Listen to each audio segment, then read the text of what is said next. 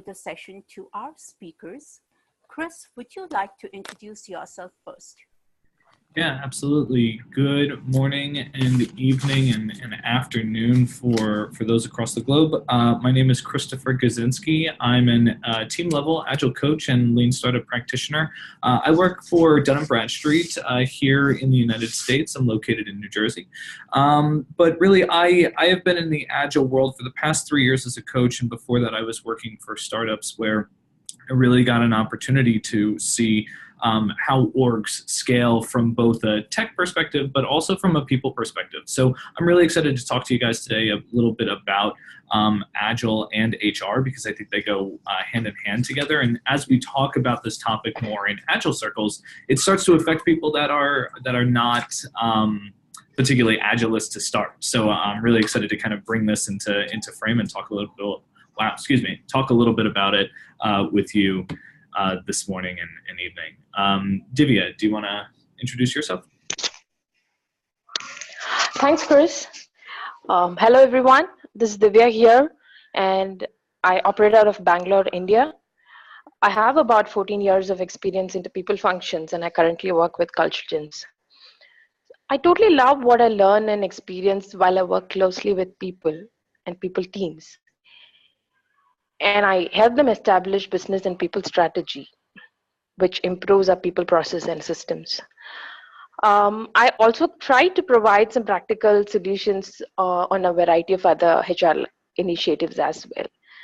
So I was also introduced to the concept of Agile-HR and some related courses some time back. And I was very fascinated by how a mindset change can influence processes so effectively. So I am as well on the journey of developing myself into an Agile leader and trying to transform traditional HR practices into competitive advantages and, creating a new working way in the VUCA world. So I have a fellowship in organizational HRM, and I'm very glad to be sharing this webilogue with all of you today. Thank you. So I think we would move on to our problem statement. We would start this session addressing the problem statement by one of the American management experts, Gary Hamel. So as we see, Hamel says that even if you have the 21st century technologies or even the latest management processes, the problems would still continue to remain if you do not focus on your management principles. So I don't think we could have explained the disconnect better than what he tries to highlight through the quote. So we know that virtually almost every organization on the planet these days works systematically to reinvent their business processes for the sake of speed and efficiency. But why is it so that only few companies apply similar attention in matters that matters the most, which is the management innovation? So what is management innovation? So this is nothing but anything that can substantially alter or modify the way any management works. Just to put it in a simple way for you guys to understand, let's look at a quick example of one of the most famous organizations, Linux. Linux has an operating system which is known for the best example for the recent management innovation, which is called as open source development. So the open source development helps us to coordinate the efforts of geographically scattered individuals. So what Hamel tries to explain, or probably makes us realize, is technology and product innovation definitely tend to deliver advantages, but they might be very small. But unless you have a management breakthrough, you would not attain a seismic shift in the industry leadership. So I would try to take you guys through what has been the HR transformation from the early 90s to the current era.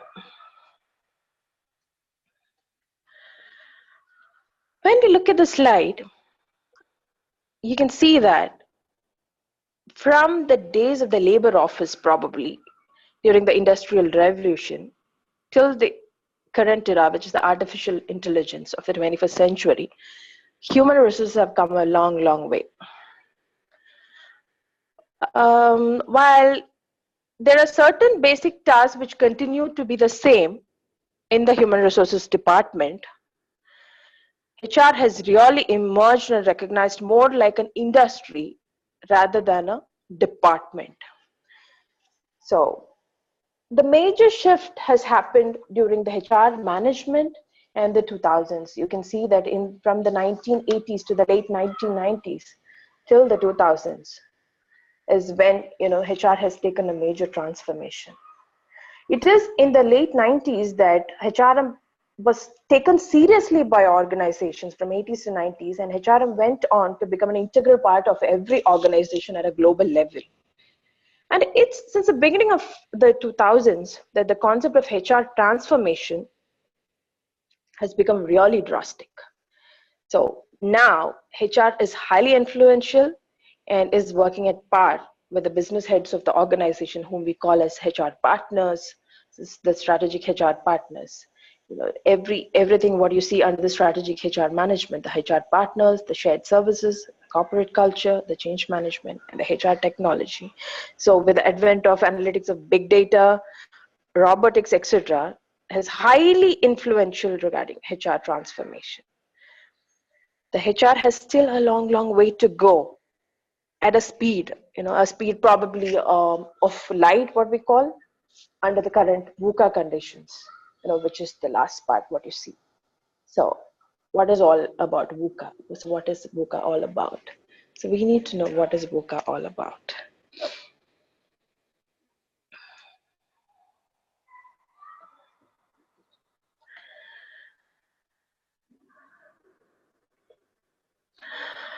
Okay, so you can see certain terms on the slide which says the VUCA report, the shift to VUCA prime, turbulence, a lot of it. So before we get on to the shift to VUCA prime, let's look at one of the most important terms in today's world, or the millennials terms known as the VUCA. So most of you would have already come across this term at some point or the other, but not necessarily had the opportunity to know what VUCA means to you. So VUCA was a concept that originated with students in the US Army College in the 1990s to describe the volatility, the uncertainty, the complexity, and the ambiguity that occurred after the Cold War. So this was where VUCA ideally originated. And this has been adopted all across the industry, across all levels, all sectors, by all leaders now, to explain about the current environment and its conditions. So it's like for all of us to easily resonate, it's just what we say, hey, it's crazy out there. So that is VUCA. It is like what these successful leaders used to achieve in the industrial era does not work necessarily in the VUCA era. So that is when a gentleman named Bob Johansen, who was a fellow at the Institute of the Future, bought an kind of a framework to counterweight VUCA, which he named as VUCA Prime. So according to Johnson's, VUCA Prime calls for leaders to focus on building the vision, the understanding, the clarity, and the agility as pathways to overcome the impacts of the VUCA world. So it's again VUCA, but we call it VUCA Prime, and he feels that it's a vision, understanding, clarity, and agility which can be the pathways to overcome the daunting effects of the VUCA world.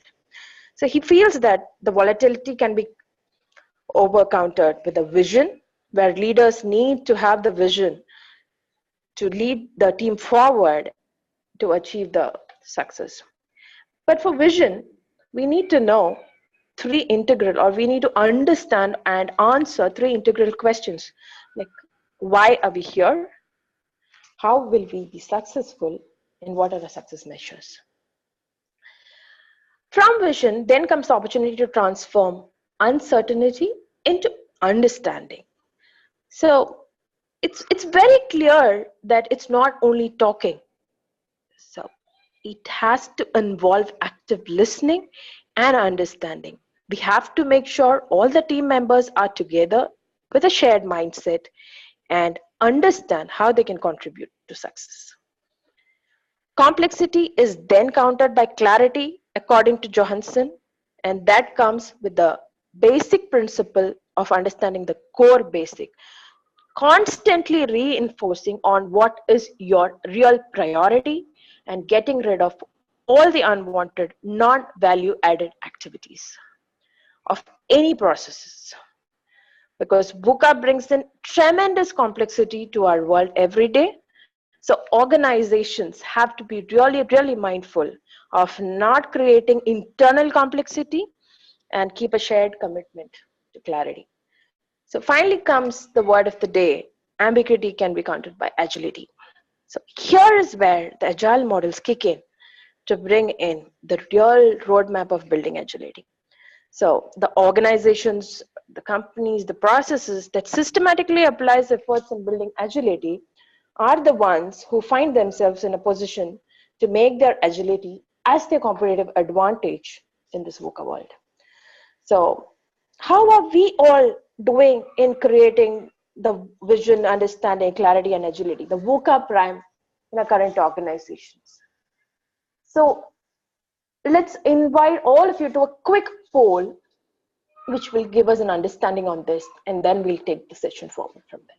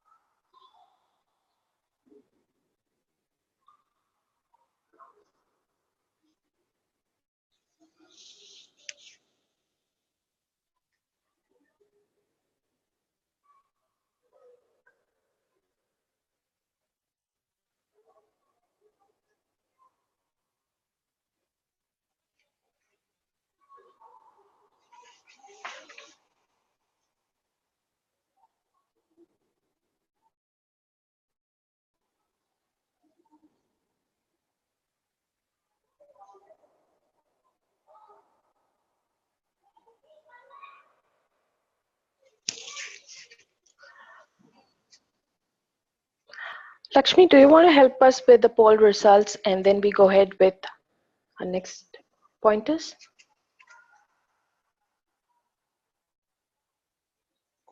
Wow. Well, it's great to know that many of the organizations from where all of you have come in are somewhere in terms of applying VUCA Prime. So May I? Sorry. Yeah. Sorry, Divya. Yes, Chris, please go ahead. Yeah, I'm curious. If anyone's open to sharing, what part of your organization is implementing this? Right. So I know we're talking primarily about HR and how HR departments can leverage this a little bit. But is there a department within either HR that is leveraging this more than others? And I can think of a couple examples in my case that we've seen some closer adoption to this more kind of leadership role of VUCA Prime. But is there anybody else who read me? I think you're raising your hand.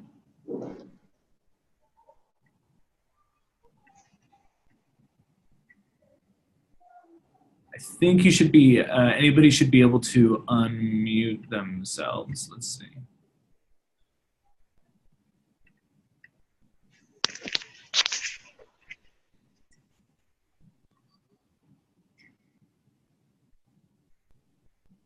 Okay. Well, let's go on. I am curious as we go along what parts of HR are more easily as implementation owners, right, of kind of this approach, where you feel the easiest would be to kind of start working, or where you've seen some kind of natural pull toward that already without any kind of guidance.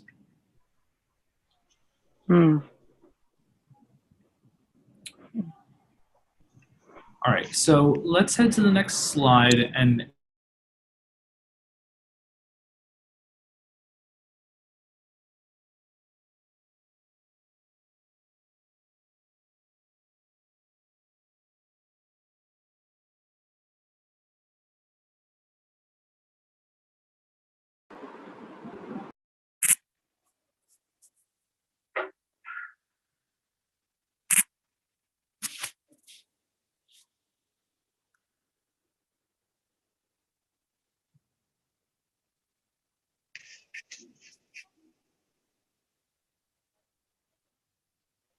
ability, innovation, collaboration, and speed. So this means that HR starts to find itself in the center of the universe when it comes to having a more agile organization. And so what do we mean when we say agile, right? We not only mean the, how it's been defined from like the VUCA Prime as iteration cycles and frequent evaluation. That is part of it for sure. But it's also a matter of transparency, a matter of systems thinking, a level of engagement with employees that extends far beyond just performance reviews. What Josh here is talking about is that his theory is Agile is driven by human resources. An Agile organization is driven by human resources. And so if HR is driving culture, culture is going to drive agility, and agility is going to ultimately drive those better business outcomes around innovation, collaboration, and from that comes a better level of transparency. So what Josh is getting at is that HR is quickly finding itself kind of the center of the universe when it comes to helping organizations change. We talk about agility being a mindset more than it is a framework or specific set of tools. And of course, mindset is a cultural thing. And who has been in the center of a company's culture any more than HR? So I want to when we talk about the polls, right? I want to move to poll number 2. Let's see. So do you believe your HR department drives agile attributes, that is adaptability, innovation, collaboration, and speed? I should be launching the poll. So let's go ahead and take a minute to fill these things out. And again, I'm curious for those on the line who either feel strongly for or against, where or what attribute in particular you feel your department is very good at.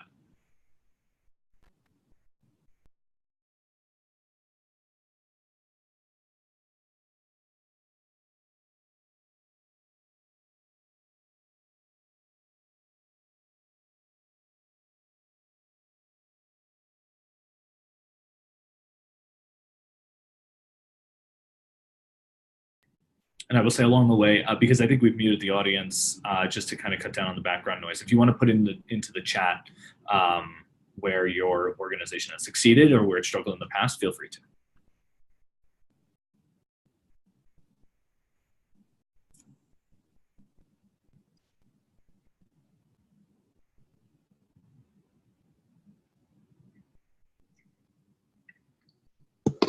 Santosh, I think I unmuted you, so you should, I see you raise your hand.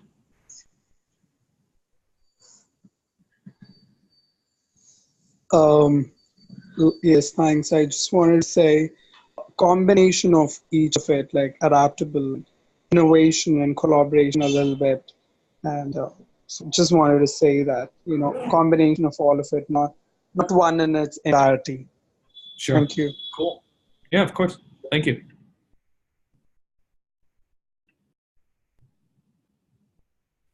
Is there anyone else who wants to offer any insight? I think I have figured out how Zoom works with the button, so I'm happy to call on someone.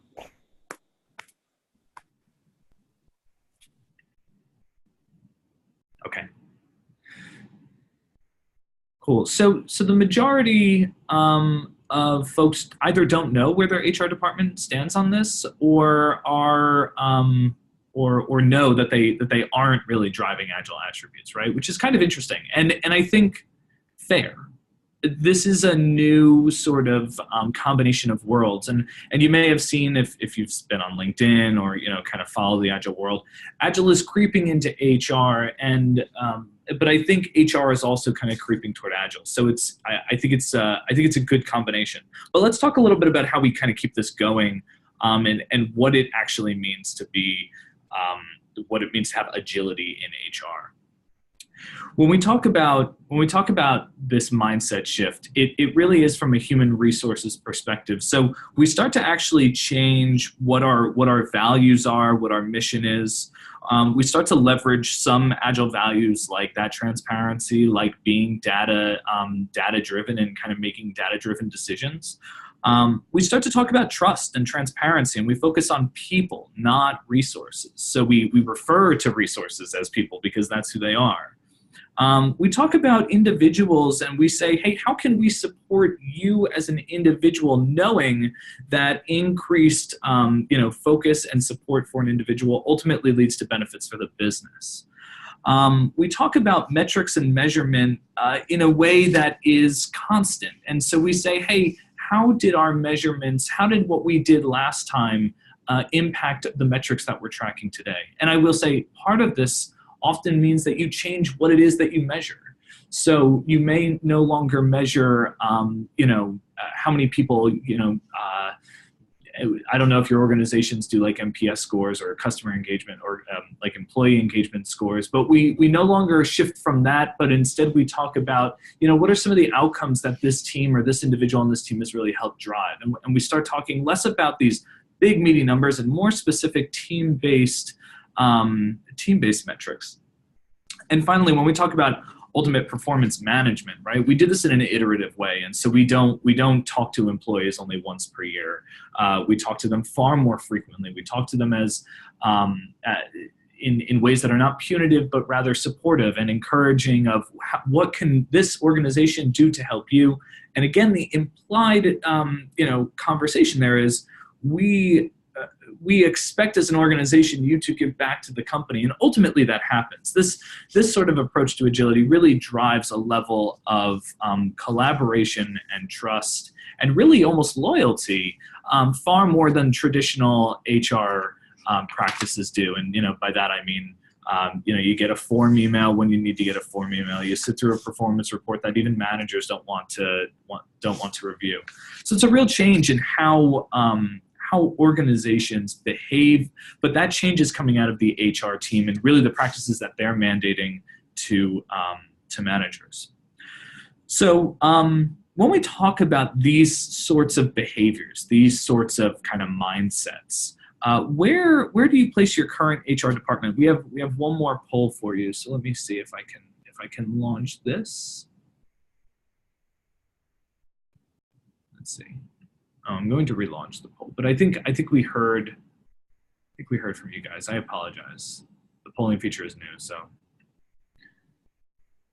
But knowing what we know now about sort of the agile practices and kind of that mindset shift, where do we feel your HR department is here? I'm curious if it's much different from what you thought before.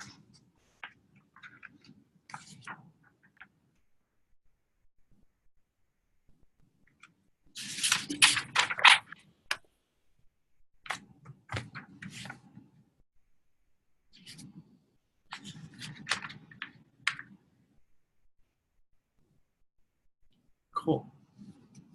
A little bit more honest of an assessment, I feel. This is good.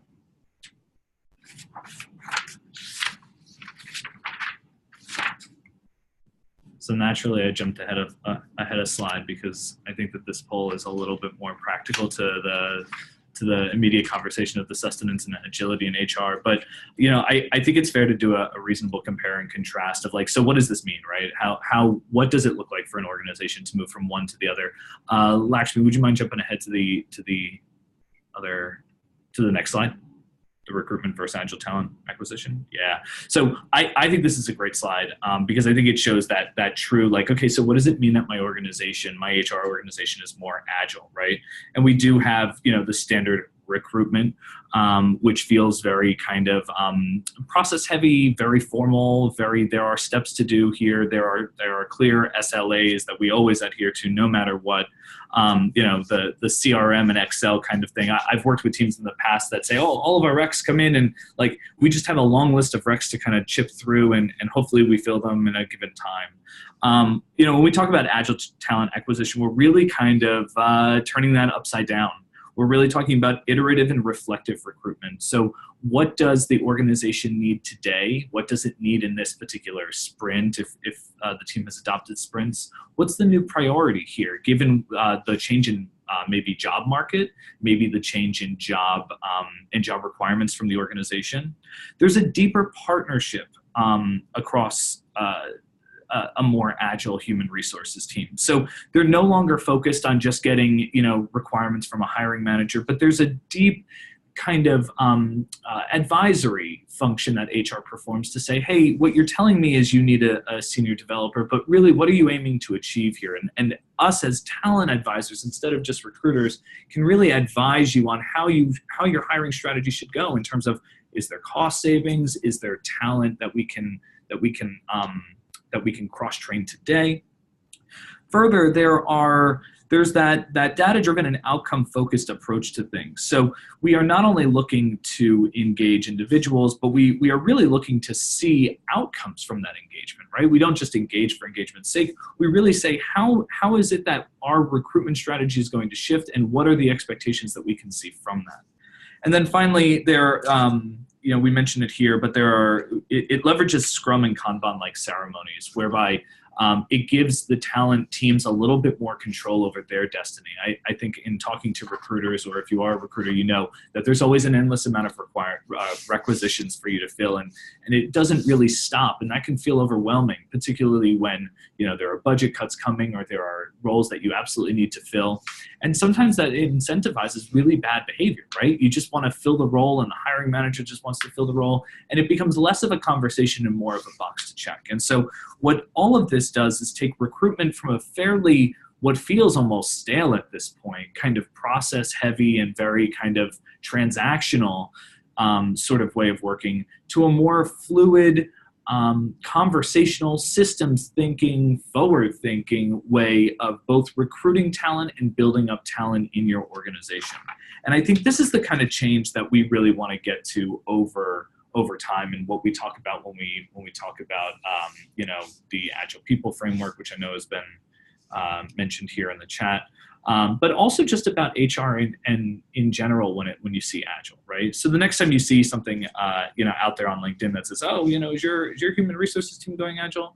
What we're really talking about is, are you becoming more people friendly, more people focused? Are you thinking of people as people and not resources? Are you being mindful with how you're recruiting?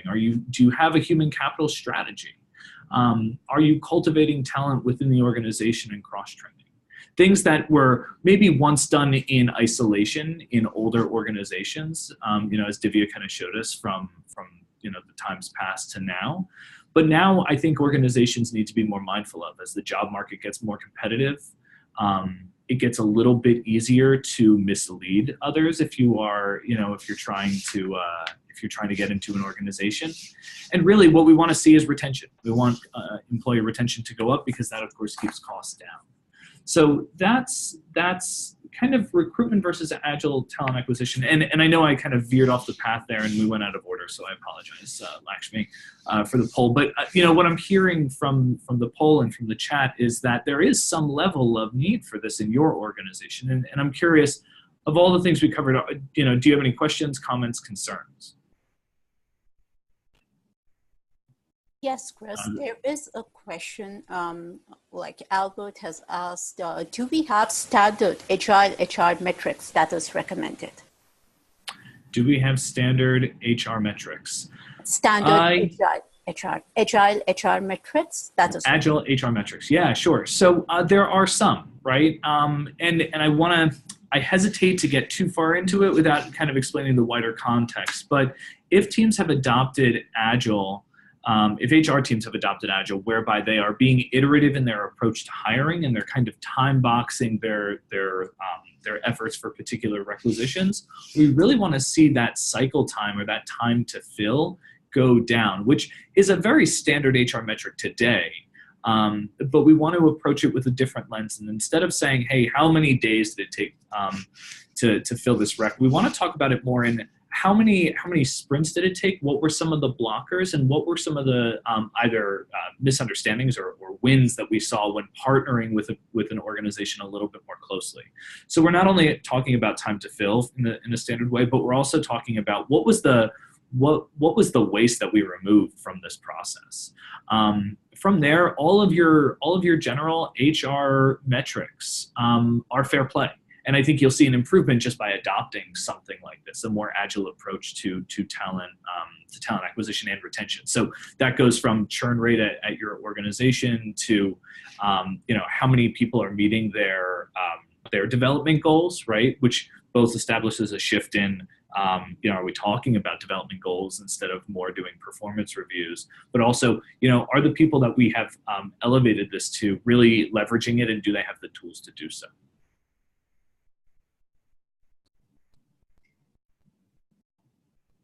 Are there any other questions? We can open the forum over here. Like if anybody has any questions, please feel free to raise your hand or key it in the chat functionality box.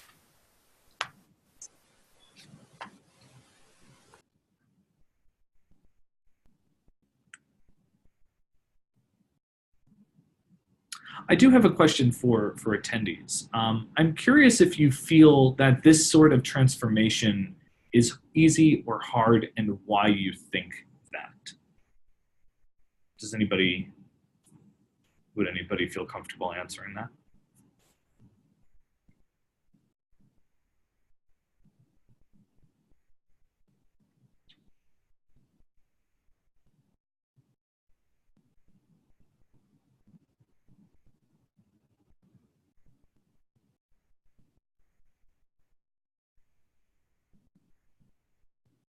All right, fine. I'm assuming that it's super easy for you guys. No, I will say, yeah, sorry. Do you feel that it is easy or hard to change your HR organization, and why do you think that? That's the question.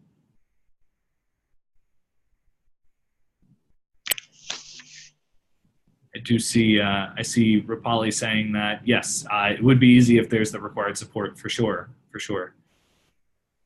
Changing tradition is almost never easy.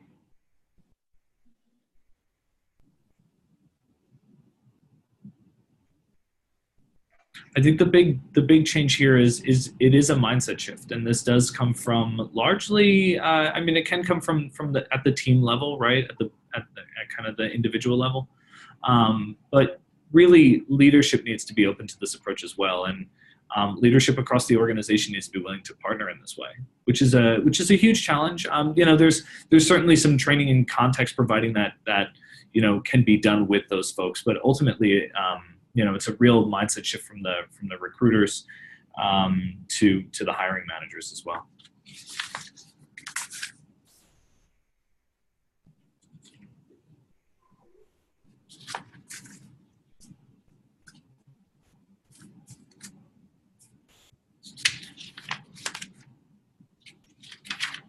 Yeah, I will say, I see some comments that it's all about leadership support, and I tend to agree, right? Everything's easier when the boss says that we should do it. But I do think that when it comes to kind of convincing them, right? As a coach, I'm a huge fan of piloting things, right? Like, let's try and learn and see what happens in kind of a isolation, so that nobody is really impacted by a wider organizational change if it's negative, and that tends to resonate with senior leadership. But when we talk about talent acquisition and human resources in general, oftentimes I think it is easier to talk about the wider company and how they are impacted and what their objectives are, and kind of lean into what is senior leadership worried about, what keeps them up at night, and how might HR today help them, and how might and a more agile human resources team help them? And that sometimes helps some good context for those conversations.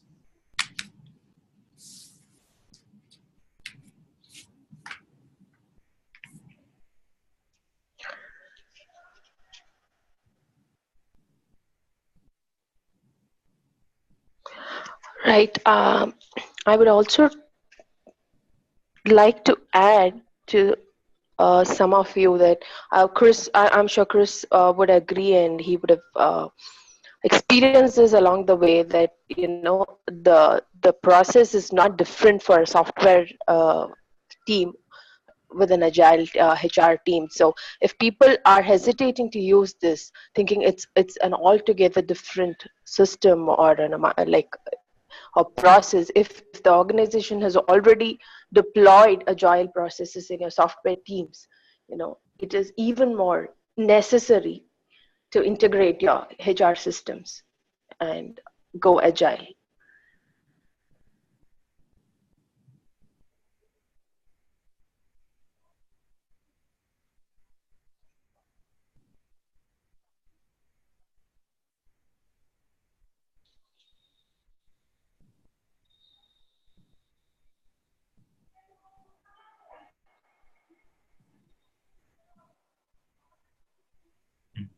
I'm just reading through the chat. It seems like there's always the conversation of cost.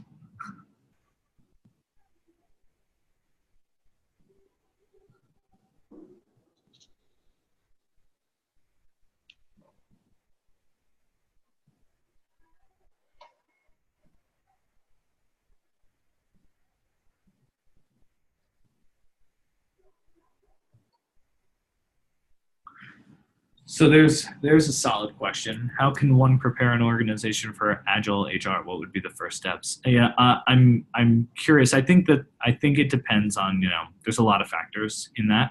I'm a huge fan of starting with talent acquisition, right? And saying, how do we take in the right people for this transformational change? And it needs to come largely from an understanding that the organization is changing. So step one is admit that we need some change, right? And kind of be aligned on what that change should be and who you should be hiring for that change. I think from there, you say, hey, let's align ourselves to particular values and hold ourselves to that, and start to put ourselves in the shoes of what an agile team may be doing. And so we talk a little bit about that in APF around what it means to function in these Scrum and Kanban principles, particularly for recruitment, and then kind of scale out from there. But I think it's, every organization may have different levels of readiness, and there are going to be pockets within HR that are more keen to get started in agility than others. But I think it really begins with recruitment, because you have that quick cycle and you have business partners where you can easily get feedback.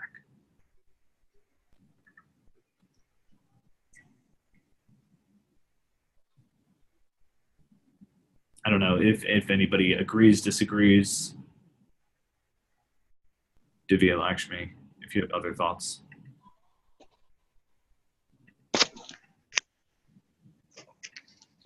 Yes, definitely it makes sense, Chris, because and I'm sure they would want to come back to our next webinar sessions to know how are we going ahead and doing this, and how are the right ones selected, and how are we doing this the APF way. So. Yes, Chris, just to build on Divya's response, and even to the question asked by Rupali, our upcoming webinars definitely do talk about this, about the how piece, right? Like today we just discussed the what and why Agile HR has to be adopted at the team level or organizational level. So the next but natural would be like, how should we do it? How can Agile People framework be helpful in fostering this talent agility piece from the talent acquisition perspective? So we would be definitely deep diving on the how part, definitely with Agile coaches in our upcoming webinars. And if any one of you are interested, we do have the link here, and I can just go ahead and share it with you all. So please feel free to enroll so that we have this continuity, and some of the questions, some of those aspects can get answered for sure during those webinars too, apart from this session. I think then we can also, I'm also curious, like we'll have Q&A in the next session as well, but I'll be curious to see if anybody feels like after reflecting on this, if such a change in HR can happen elsewhere, right? But I think the talent acquisition is definitely going to be it's the most, I think, impactful on the outset, for sure. And there is this question, Chris. So an HR should become a Scrum Master in order to implement Agile-HR, or it's not a mandatory? Yeah. So we'll talk a little bit about that in the upcoming webinar. But I think I would say if we're going to lean into some sort of change, lean into being a Scrum Master, right? And really truly adopt a Scrum or Kanban or Scrum Bun, if you must, framework for monitoring and ingesting these sorts of requests and requisitions.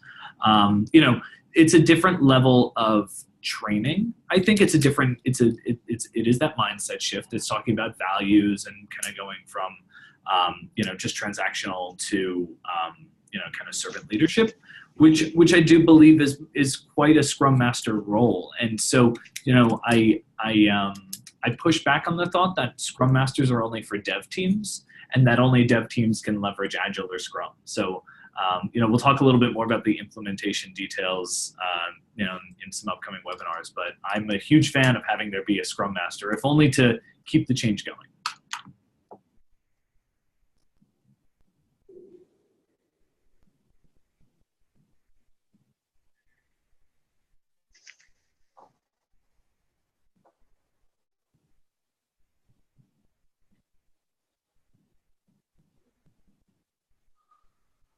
So are there any other questions from anyone?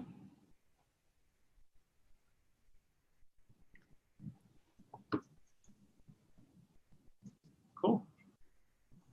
So Lakshmi, you'll send out the recording and the materials that we went over today, right? In case anyone has any questions. Yes, Chris. Cool. Thank you. And just to continue, like Culturelligence in partnership with Agile People Framework is going to launch the Agile People Framework Certified People Leader Cohort Program from November 2018. So this will be basically, the session would be mainly in terms of transforming the people function, that is the HR team. And attendees will definitely get an opportunity to familiarize with what is Agile People Framework, practice it by implementing on a real-time basis, and definitely realize the cost benefits immediately. As you can see over here, the frequency or the cohort session is like, it's spread across first being a one-day online training, followed by every 2 weeks, 1.5 hours of cohort class. And during this implementation phase or the practice phase, any kind of questions, any kind of you know, suggestions or anything can be discussed with the people coaches, because they would always be there to support you throughout this implementation process. And upon completion, the people would be certified people leader, APF certified people leader. So if you would like to enroll for this program, would like to know more about this, please go ahead and say interested in the chat box, and definitely somebody from our team would reach out to you with more details on this.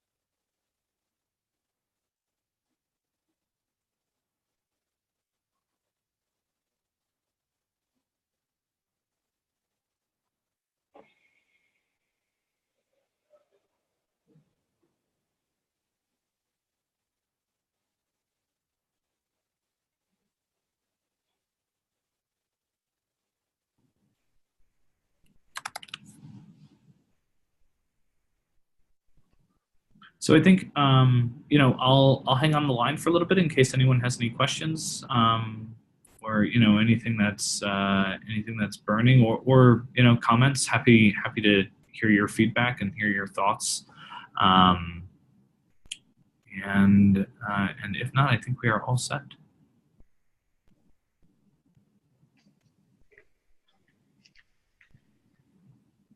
I think Divya will stay on the line as well if you have any questions for Divya. Yes, I'll be there, and special thanks to everybody who's participated, with comments or questions or either suggestions and thoughts, making it more interactive.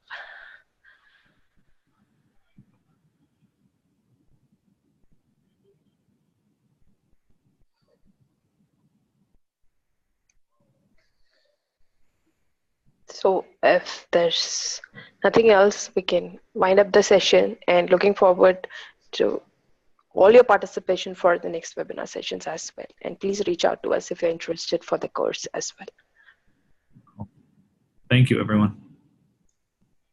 Thank you, Divya and Lakshmi. Thank you. Thank you, everyone. Thanks, Chris. Thanks, Chris. Thanks, Divya. Sure. Thanks, Lakshmi.